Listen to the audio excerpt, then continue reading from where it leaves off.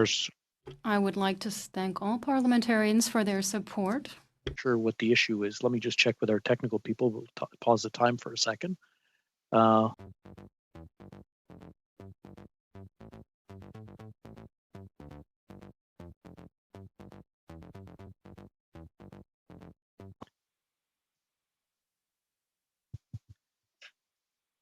Okay, maybe Maybe we'll let you continue. We'll see how it works.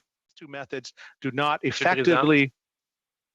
Oui, nous avons un problème, monsieur. Yes, we have a problem, Mr. Hale. Oh, I apologize. Is there somebody with a point of order?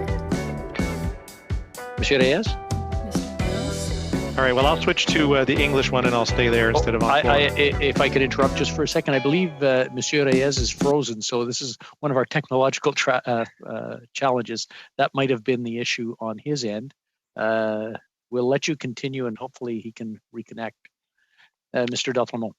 There you go. So the last two methods do not effectively represent the true wages of a business. In one case that I am aware, in the T4 summary, box 14, it shows about $2.6 million in total employment, but the actual wages to people working directly for the company are only about $242,000. How can these companies qualify for CEBA and the wage subsidy? The Honourable Minister. Thank you, Mr. Speaker. Mr. Speaker, I want to thank my colleague for the very good question.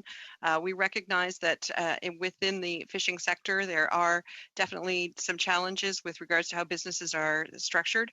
We're looking at all of those measures that have been put in place and how we can best address the concerns that we're hearing from the industry.